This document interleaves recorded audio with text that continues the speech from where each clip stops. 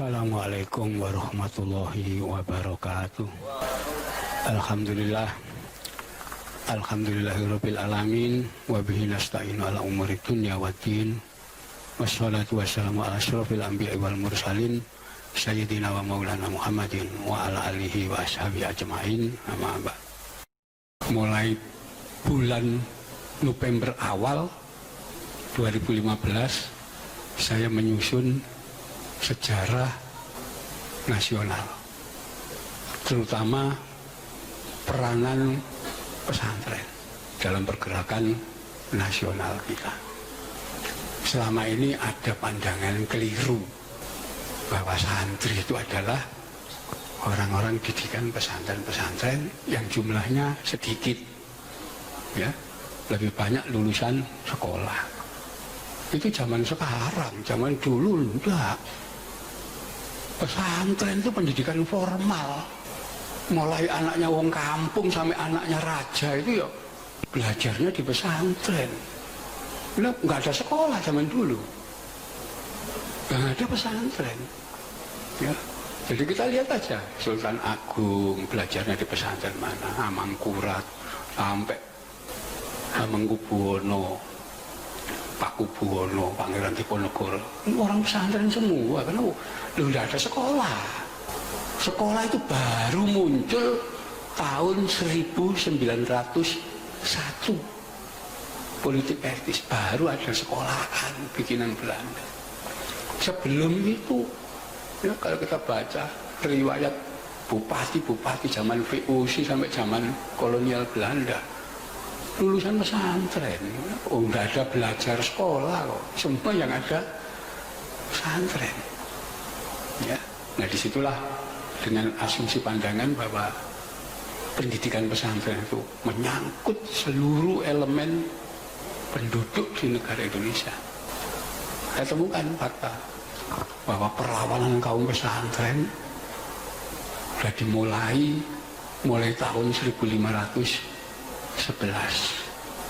Coba ketika Portugis menaklukkan Malaka, itu dari Demak sudah mengirimkan pasukan armada dan terjadi pertempuran.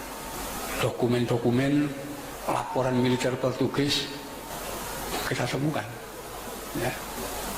Mereka menyatakan peran itu, ya. Dan masa itu sebagian Wali Songo masih hidup. Sunan Kalijogo, Sunan Gunung Jati, Sunan Kudus masih ada semua. Itulah perlawanan Portugis sampai Portugis tidak mampu masuk Jawa dan Sumatera dan tempat lain.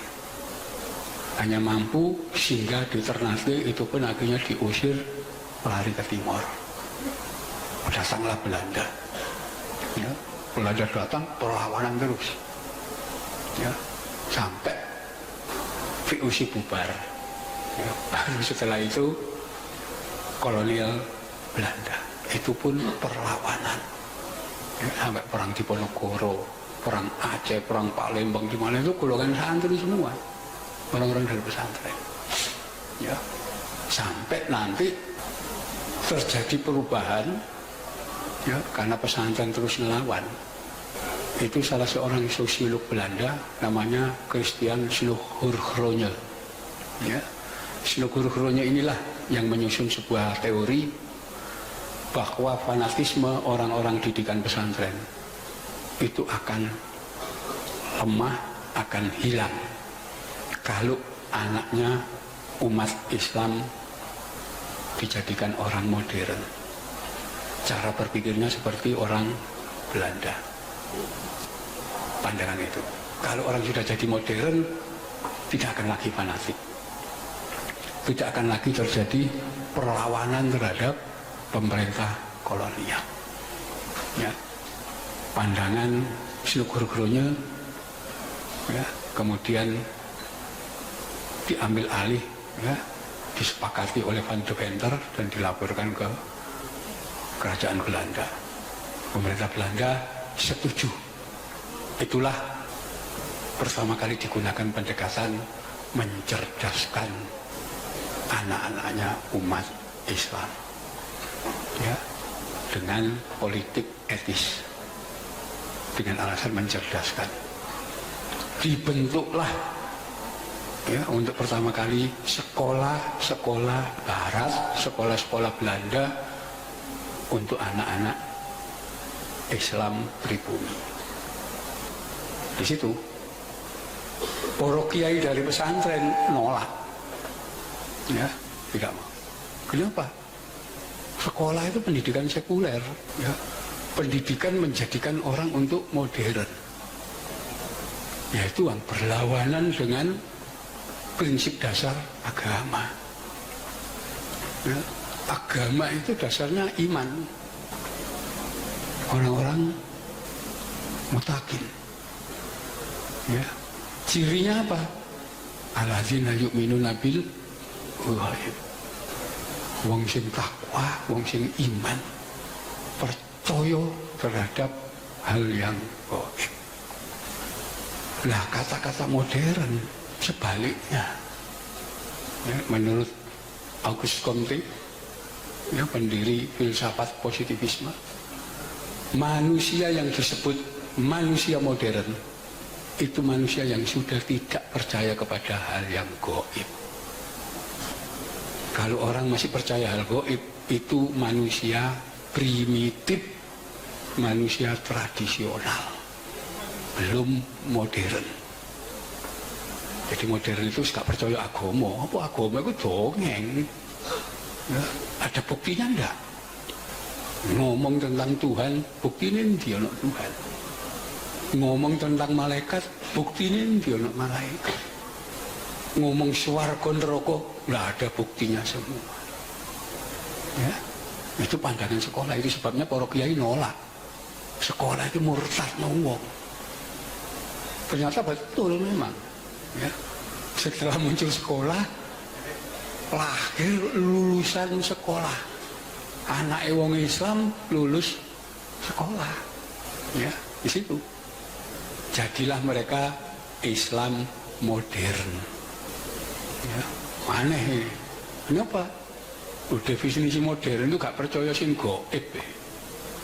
Kufur terhadap barang gaib. Jadi Islam modern ya Islam kafir gini. Aneh.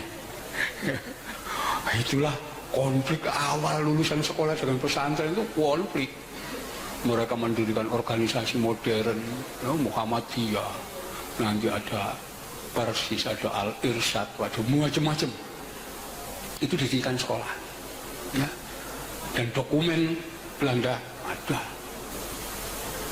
Berapa sumbangan pemerintah Belanda kepada sekolah-sekolah Muhammadiyah, ya, sekolah-sekolah itu semua ada sumbangannya. Kenapa? Mengembangkan sekolah. Pesantren dimungsuhi, kenapa? Nolak sekolah. Pesantren dianggap bodoh dan seterusnya. Ya, wah itu ditanamkan. Ya. Itulah orang-orang pesantren dicampur orang-orang Islam modern dari berbagai suku. Nah, disitulah ya kemudian terjadi pergerakan-pergerakan ya, nasionalisme di lingkungan pesantren. Ya, sampai kemudian golongan pesantren membentuk organisasi Nahdlatul Ulama. Itu belakangan. Setelah organisasi Islam modern terbentuk dulu, pesantren bertahan sampai membentuk di sini.